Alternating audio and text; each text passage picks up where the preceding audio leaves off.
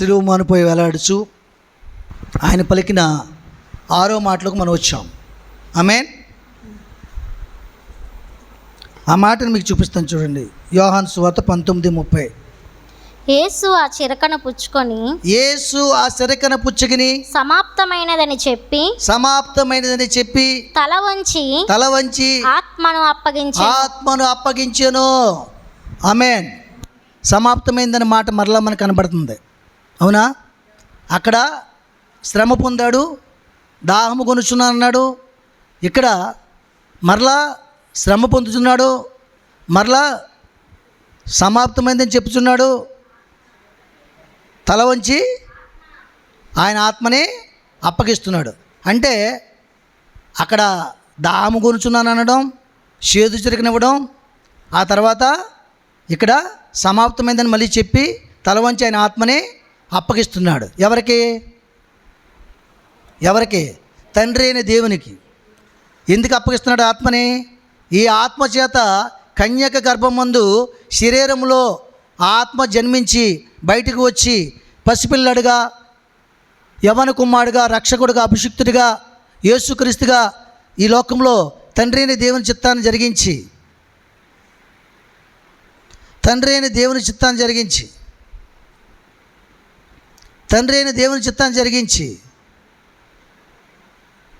ఆయన చెప్పిన ప్రతీది కూడా చేసి మన పట్ల ఆయన ప్రేమను వెల్లడి చేసి శిక్షణ అనుభవించి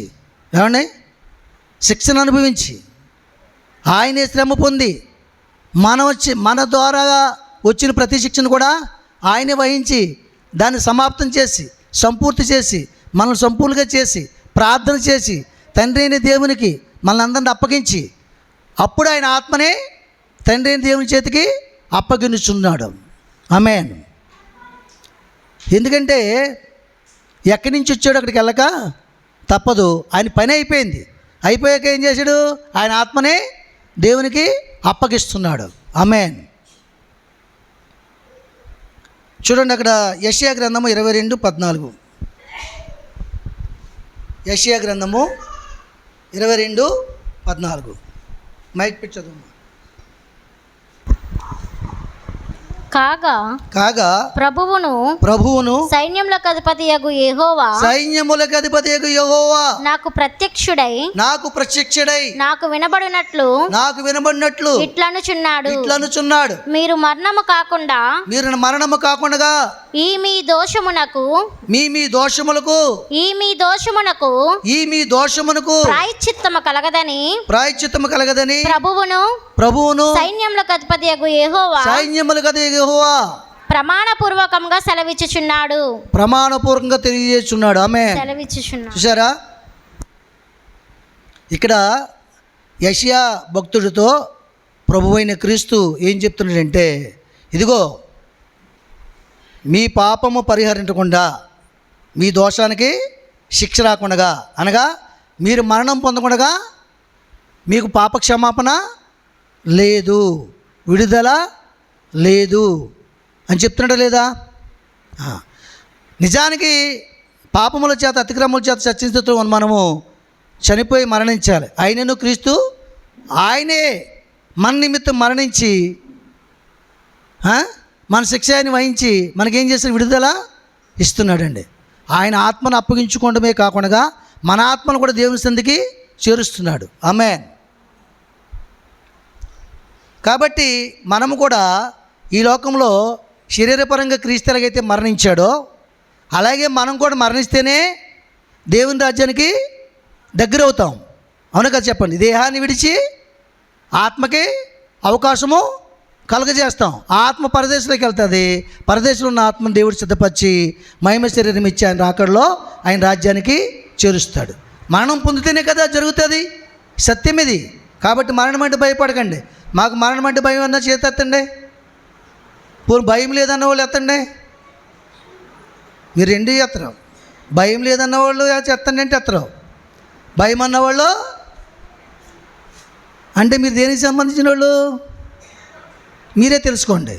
పరదేశ కిందనే ఏముంది? చాలాసార్లు చెప్పాను. పరదేశ కింద ఏముంది? పాతాళం ఉంది. మీరు పాతాళానికి వారసులా, పరలోకానికి వారసులా? పరలోకానికి వారసులా, పరదేశకు వారసులు. ఓకే, మరి అలాంటప్పుడు మరణం అంటే భయమా ధైర్యమా? మీకు భయమా? గట్టిగా చెప్పండి. మరి ధైర్యమైనప్పుడు ఎందుకు చెప్పట్లేదు మీరు? మీరు చెప్పకపోతే అక్కడికి తోసేస్తాడు, లాక్కెళ్ళిపోతాడు. ఎవడో? మన స్నేహితుడు. దేవుని స్తోత్రం. కనుక మరొక విషయం చూడండి, రోమాపత్రిక 5వ అధ్యాయం 8-9 వచనాలు. ఏమ్మా, రోమియోలు రాసిన పత్రిక అపోస్తలుడైన పౌలు 5వ అధ్యాయం 8-9 వచనాలు. మొట్టమొదటిగా 8వ వచనం చదవండి.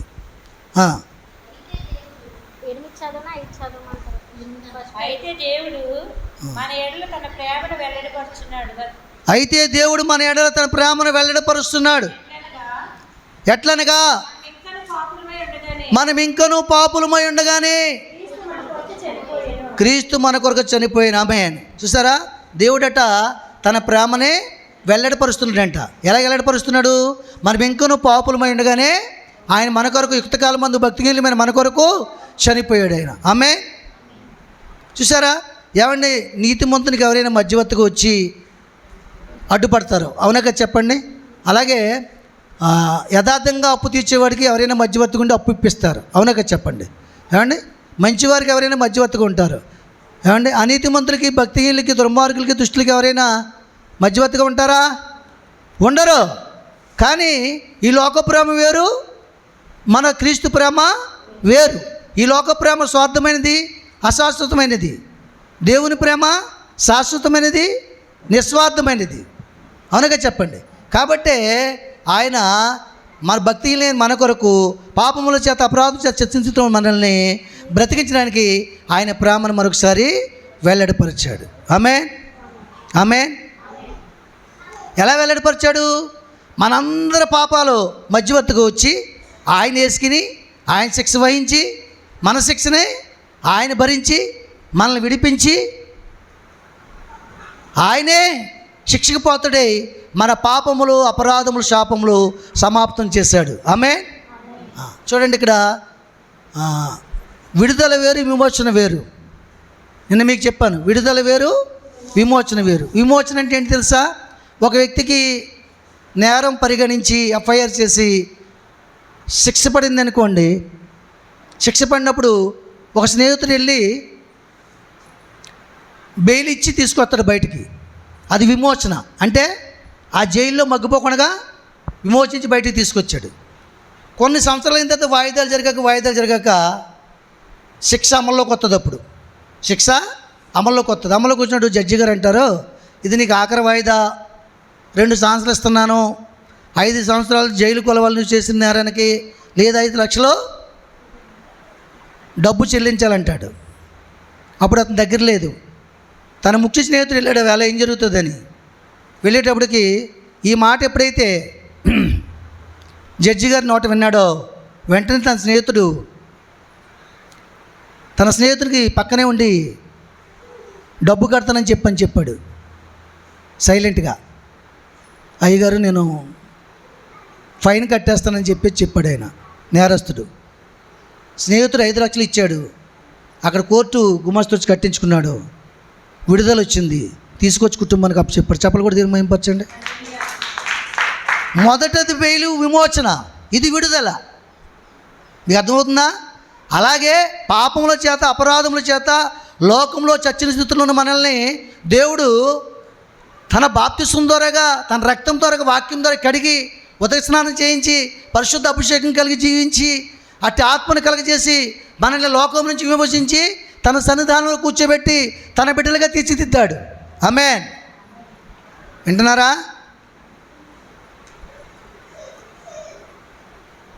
అది విమోచన.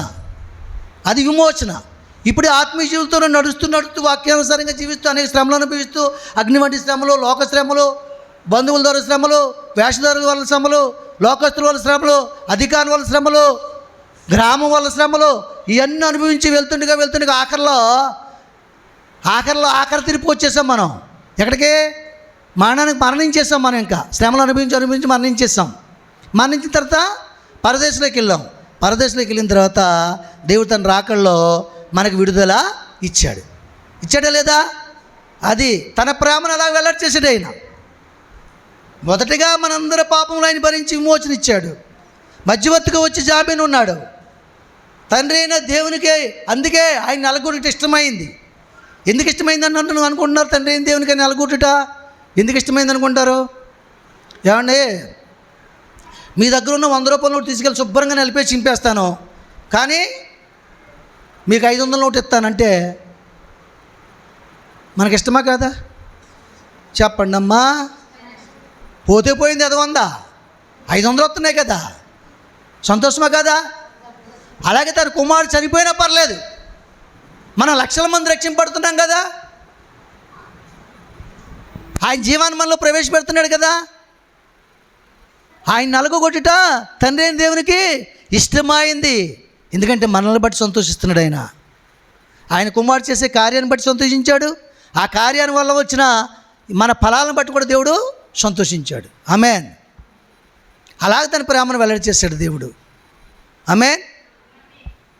తండ్రి అయిన దేవుడు కుమారుని ప్రేమించి ప్రేమ చూపించాడు. కుమారుడైన క్రీస్తు ఆయన నలుగుగొట్టబడి ప్రాణం అర్పించి ఆయన ప్రేమని వెల్లడి చేశాడు. ఆమేన్. చూడండి, అక్కడ 9వ వచనం కూడా చదవండి.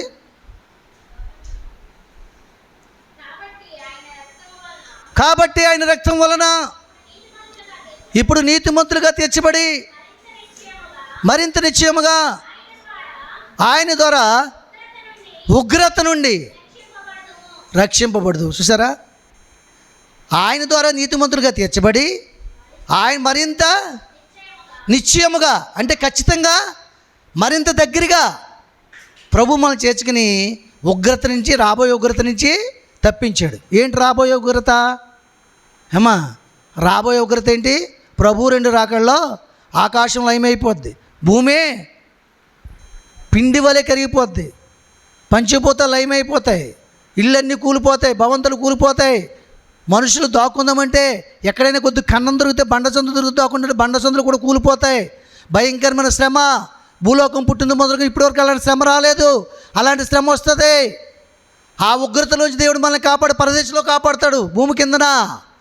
చెప్పలు కూడా దేవుని మహిమపరచండి. ఇది కుమారుడైన క్రీస్తు ద్వారాగా ఆయన ప్రేమను వెల్లడి చేస్తున్నాడు. ఆమేన్. చూడండి, యోహాను సువార్త 15:13. యోహాను సువార్త 15:13 వచనం. తన స్నేహితుని కొరకు ప్రాణం పెట్టువానికంటే ఎక్కువైన ప్రేమ గలవాడు ఎవడునూ లేడు. ఎక్కువైన ప్రేమ గలవాడు ఎవడునూ లేడు. నేను మీకు ఆజ్ఞాపించిన వాటిని చేసిన ఎడల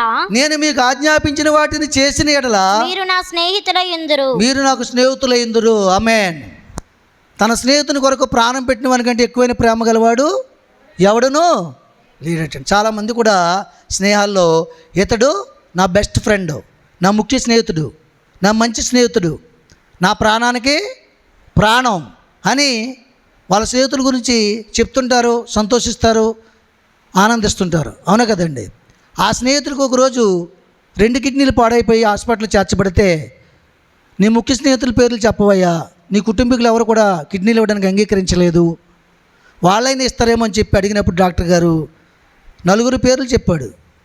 ముఖ్య స్నేహితుని పేరు, మంచి స్నేహితుని పేరు, బెస్ట్ ఫ్రెండ్ పేరు, ఏమండి, ప్రాణానికి ప్రాణమైన స్నేహితుని పేరు, బంగారం కంటే ఎక్కువైన ప్రాణ స్నేహితుని పేరు చెప్పాడు. ఆ 4 చేతుల్ని డాక్టర్ గారు పిలిచారు.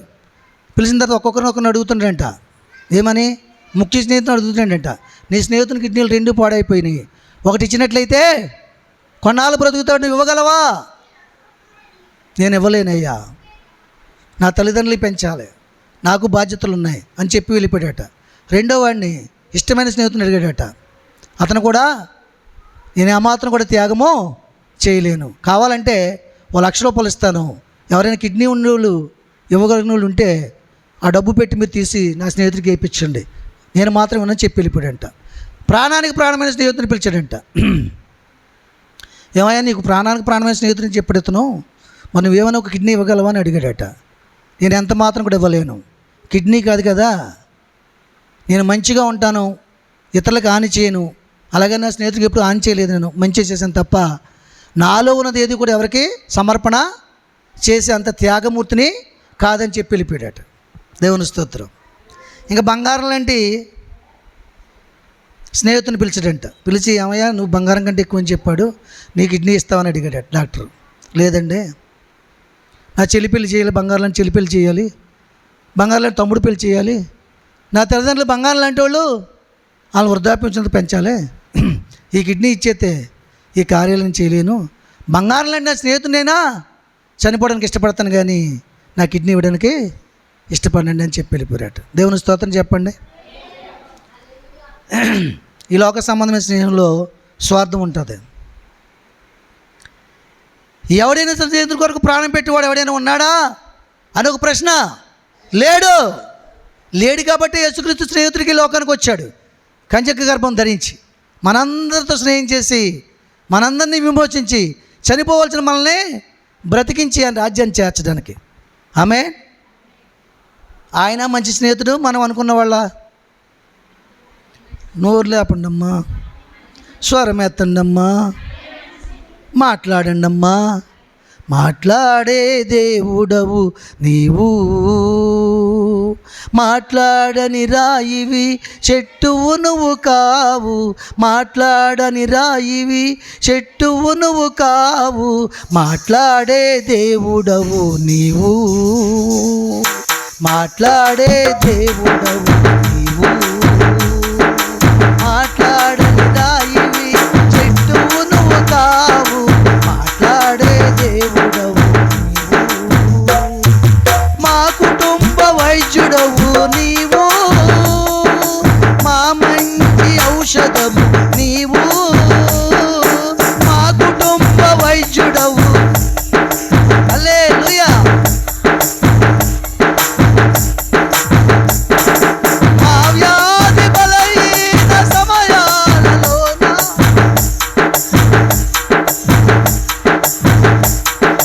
మాతో ఉండే దేవుడ నీవు, మాతో ఉండే దేవుడ నీవు, యేసయ్యా యేసయ్యా యేసయ్యా యేసయ్యా యేసయ్యా యేసయ్యా యేసయ్యా, మాట్లాడే దేవుడవు నీవు, మాట్లాడని రాయివి చెట్టువు నువ్వు కావు, మాట్లాడని రాయివి చెట్టువు నువ్వు కావు, మాటలు రాని చెట్టులమో మేము, మాట్లాడని రాయులమో మేము, మాట్లాడే దేవుడవు నీవు, మాట్లాడే దేవుడవు నీవు, మాట్లాడని రాయివి చెట్టువు నువ్వు కావు. ఇప్పుడైనా ఈ క్షణమందైనా మాట్లాడే దేవుడవు నీవు, యేసయ్యా యేసయ్యా యేసయ్యా యేసయ్యా యేసయ్యా యేసయ్యా నా యేసయ్యా. హల్లెలూయా హల్లెలూయా హల్లెలూయా. కాబట్టి మన దేవుడు ఎలాంటి వాడంట? మాట్లాడే దేవుడు ఆయన. కాబట్టి మనం కూడా ఏం చేయాలి? ఆయనతో మనం మాట్లాడాలి, మనతో ఆయన మాట్లాడాలి. ఆయనతో ఎప్పుడు మాట్లాడాలి మనం? ఆయన మాట్లాడేటప్పుడా? మాటలన్నీ విని ఇంటికెళ్ళి ప్రార్థన చేసి మాట్లాడాలి. ఆయన మనతో ఎప్పుడు మాట్లాడతాడు? మనం ఇంట్లో బైబిల్ చదువుతున్నప్పుడు మాట్లాడతాడు, బోధకుని ద్వారా మాట్లాడతాడు, సన్నిధిలో మాట్లాడతాడు, రాత్రికాల సమయంలో స్వప్నం ముందు మాట్లాడతాడు. ఇంకెప్పుడు మాట్లాడతాడు దేవుడు? వ్యాధి బాధల్లో మాట్లాడతాడు. ఆమేన్. కాబట్టి దేవుని సన్నిధానంలో మరొక విషయాన్ని చూపించి ముగిస్తాను. చూడండి, మీకు నేను పేతురు రాసిన మొదటి పత్రిక 4:19 త్వరగా. ఓకే, పేతురు రాసిన మొదటి పత్రిక 4:19. కాబట్టి దేవుని చిత్త ప్రకారము కాబట్టి దేవుని చిత్త ప్రకారం బాధపడువారు సత్ప్రవర్తన గలవారై నమ్మకమైన సృష్టికర్తకు తమ ఆత్మలను అప్పగించుకోవాలి. ఆమేన్. చూసారా? కాబట్టి చాలండి. కాబట్టి అంటే అర్థం ఏంటి తెలుసా? కాబట్టి అంటే అర్థం ఏంటి? మొన్న పాస్టర్ గారు పడిపోయారు కాబట్టి అని అనే శుద్ధి అనుకోండి ఎవరైనా, పడిపోయారు కాబట్టే ఏమైంది చెప్పు బాబు. పడిపోయారు కాబట్టి ఎందుకు ఇలా చంపుతావు, తర్వాత ఏం జరిగింది చెప్పు. ఈరోజు కోడలు కోపం వచ్చి ప్రచండ ఉగ్ర రూపంతో లోపలికి వెళ్ళి అత్త మీద కోపంతో కత్తి తీసుకొచ్చి అత్త ముందుకు చూస్తుండగా వెనకాల నుంచి పీక నరకడానికి చెయ్యి పైకెత్తి అలా కట్టుకొచ్చింది. తపక మనిషి ఏరియాలు తరువాయి భాగం రేపందే. దేవుని స్తోత్రం.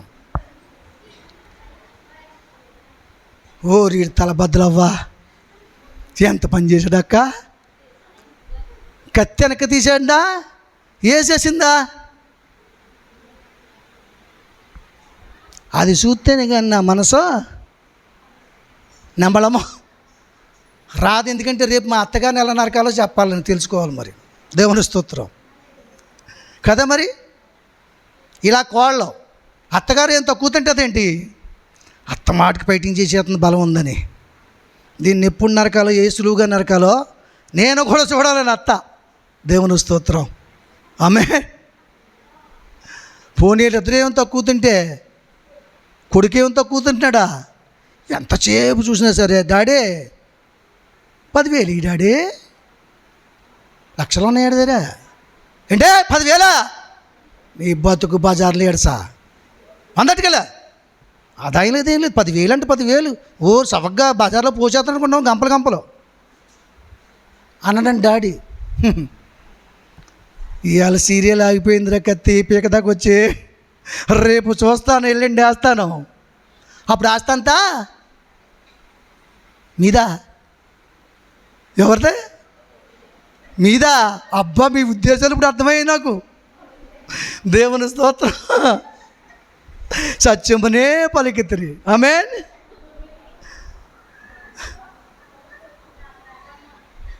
ఆస్తి అంతా మీదా. ప్లాన్లో ఉన్నారైతేని అత్తలో జాగ్రత్త, కోడల్లో జాగ్రత్త, తండ్రులు జాగ్రత్త. ఆమేన్.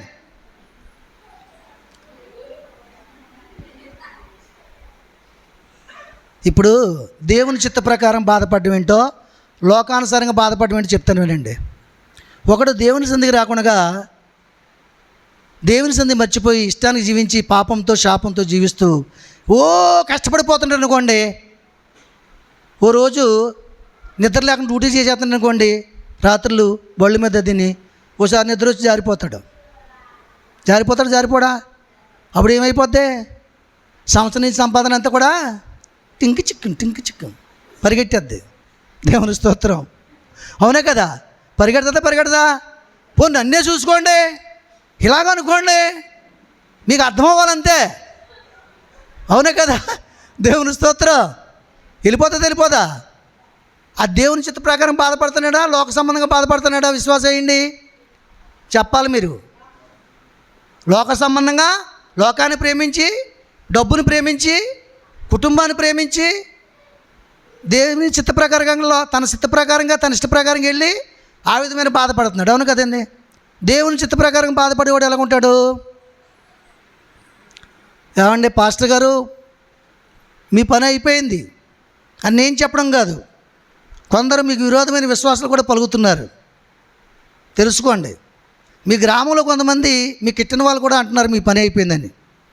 నేను కూడా అంటున్నాను మీ పని అయిపోయిందని. ఎవరా? డాక్టర్ గారు. అర్థమవుతుందా? ఎందుకంటే మీరు ఇంతవరకు బాగా సంపాదించి ఉండొచ్చు, బాగా ముక్క చెక్క బాగా తిని ఉండొచ్చు, స్వీట్ తినేస్తాను, కోవాలు తినేస్తాను, పళ్ళు తినేస్తాను, నాకు ఏ షుగర్ ఉన్నా పర్లేదు అనొచ్చు మీరు. కానీ ఇప్పుడు ఏమీ తినడానికి కుదరదు, ఎందుకంటే మీ కాలు తీసేయాలి తింటే. దేవుని స్తోత్రం.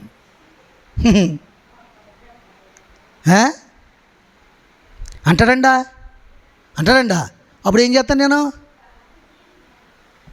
అమ్మాయి కలాకండ్ వద్దు, ద్రాక్ష పళ్ళు వద్దు, ఏమొద్దు అంటానన్నా? అంటానని చెప్పండి, ఎందుకంటే కాలు బాగుపడాలి కదా. ఏమండి మీరు ఇంకో విషయం చెప్తున్నానేనండి, మీకు షుగర్ ఉంది, స్వీట్ తినకూడదు, బీపీ ఉంది, టెన్షన్ పడకూడదు, ఎక్కువ రెస్ట్ తీసుకోవాలి, కాయగూరలే తినాలి. కాయగూరలే తినాలా? చికెను, బిర్యానీ, నూడిల్స్, చాయ్ ఏంటి?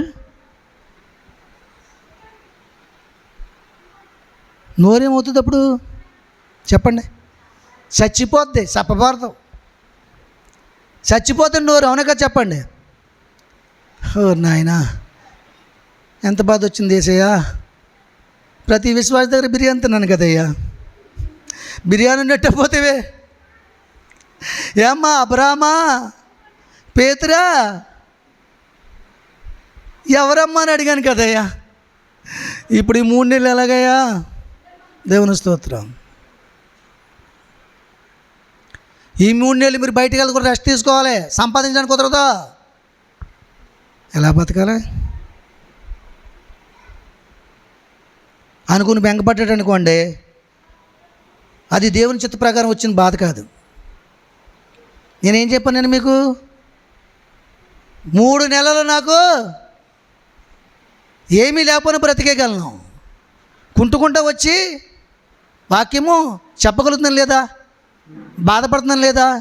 మీకు తెలియదు, నాకు తెలుసు. ఇప్పుడు వచ్చే బాధ రెండో మాట పూర్తయిన తర్వాత లోపల ఇందాక నుంచి కాలు బరువు ఎక్కిపోతుంది నాకు తెలుసు నా బాధ ఏంటో. కానీ ఇది దేవుని చిత్తమని సంతోషిస్తూ ఆనందిస్తూ వాక్యాన్ని ప్రకటిస్తున్నాను. ఎందుకో తెలుసా? మీరు జాలి చూపుతారని కాదు, మీరు బాధపడతారని కాదు, ఈ సాక్ష్యం బయటికి వెళ్తే నాకు గొప్ప వస్తుందని కాదు. దైవ చిత్త ప్రకారం బాధపడుచున్న ఆత్మను దేవునికి అప్పగించాలి. చెప్పాలి కూడా, దేవుని మహిమపడతాం. నా ఆత్మను ఏ విధంగా చేతనే దేవునికి అప్పగించాలి. నా ఆత్మ దేవుని రాజ్యాన్ని చేరాలి. నా ఆత్మ దేవుని సందర్భంలో ఆనందించాలి.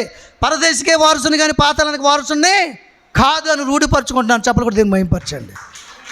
ఆమేన్, ఆమేన్.